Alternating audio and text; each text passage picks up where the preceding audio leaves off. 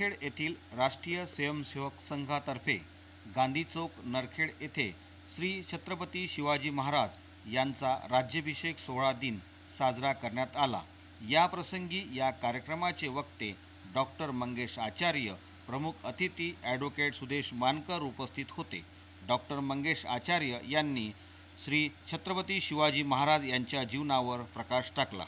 आपल्या सर्वांची नावं घेणे शक्य नाही, परंतु आपला प्रति मला सन्मान आहे, त्यामुळे या कार्यक्रमाला उपस्थित सर्व बंधू भगिनींनी जय जय शिवाजी जय भवानी आपण आता घोषणा ऐकलेली आहे।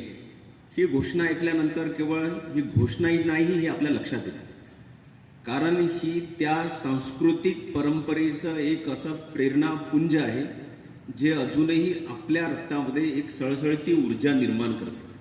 आणि त्या ऊर्जेला प्रत्यक्षपणे अनुभवलेला समाज कसा असेल। आता 350 वर्षानंतर किंवा 352 वर्षानंतर छत्रपती शिवाजी महाराजांच्या राज्याभिषेक दिनाला आपण हिंदू साम्राज्य दिन म्हणतो। त्या हिंदू साम्राज्य दिनाचा हा कार्यक्रम साजरा करणे अत्यंत सोयीस्कर आणि सोपे आहे, परंतु आपण की हे शिवबाचं राज्य नाही आहे, धर्माचं राज्य आहे। त्यामुळे या धर्माच्या राज्याला माझी इस्टेट म्हणून नाही सांभाळायची आहे, माझी संपत्ती म्हणून नाही सांभाळायचे, तर हे राज्य हिंदूंचं राज्य आहे। अशा महान संस्कृतीचं राज्य आहे जे राज्य विचारसरणीने, मूल्याने, परंपरेने, संस्कृतीने पुढे जाणार आहे।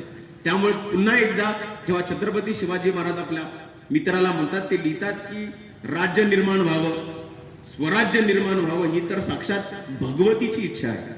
आता साक्षात भगवतीची इच्छा असून आणि ते भगवतीची इच्छा एखादा राजा आपल्या राज्यामध्ये अनुभवतो आहे, तेव्हा त्या राजाचे विचार किती मोठे असतील याचीही कल्पना आपण करू शकतो। छत्रपती शिवाजी महाराजांना वाटत होतं की त्यांचं राज्य मोठं व्हावं, त्यामुळे चंद्रराव मोरे यांचा इतिहास आपल्याला माहिती आहे। चंद्रराव मोऱ्यांचा फारसा काही इतिहास सांगण्यात अर्थ नाही, परंतु चंद्रराव मोऱ्यांना विजापूर बादशहानी राजा किंग हे टायटल दिलेलं होतं। आणि जेव्हा महाराजांना वाटत होतं की हा मोरे आपल्या सोबत असला तर खांद्याला खांदा लावू आणि स्वराज्याची मोहीम अटकेपार नेऊ, त्यामुळे चंद्रराव मोरेंना ते पत्र लिहितात की तुम्ही आमच्या सोबत जर आले तर आमच्या स्वराज्याला लाभ होईल। तेव्हा चंद्रराव मोरे शिवाजी महाराजांना म्हणतात की तुमची पात्रता काय आहे तुम्हाला माहिती आहे का? तुम्ही कोणाशी बोलत आहात तुम्हाला माहिती आहे का? साक्षात विजापूरच्या बादशहाने मेहरबान होऊन राजा ही पदवी मला दिलेली आहे। आता या चंद्रराव मोरेच्या उत्तरामध्ये छत्रपती शिवाजी महाराजांनी चंद्रराव मोरेला उत्तर काय द्यायला पाहिजे?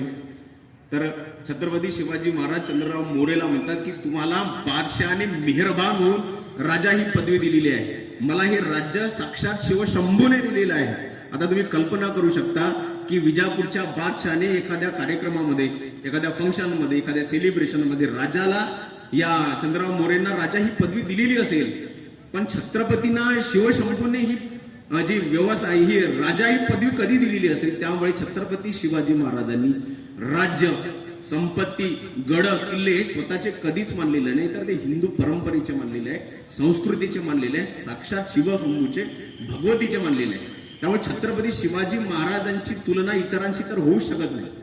त्यामुळे छत्रपती शिवाजी महाराजांनी जे राज्य निर्माण केलेलं आहे ते राज्य एक धर्मांचं किंवा संस्कृतीचा वारसा म्हणून जपलेला आहे। त्यामुळे छत्रपती शिवाजी महाराज खूप काही जड जवाहरात स्वतःच्या अंगावर घालून किंवा मोठी वेशभूषा करून कधीच वावरताना आपल्याला दिसत नाही।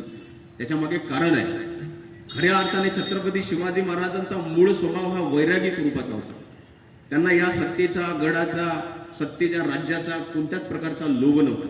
आणि वारंवार असे उदाहरण आपल्या इतिहासामध्ये आढळतात की छत्रपती शिवाजी महाराजांनी मोह टाकून दिलेला आहे आपल्या राज्याचा।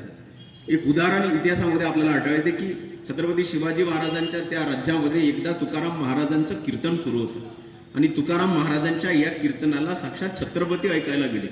छत्रपती तुकारामांनी आत्मरूप किंवा आत्म्याचं असं वर्णन केलं, असं निरूपण केलं की साक्षात छत्रपतींना भावुक झाले आणि तुकाराम महाराजांना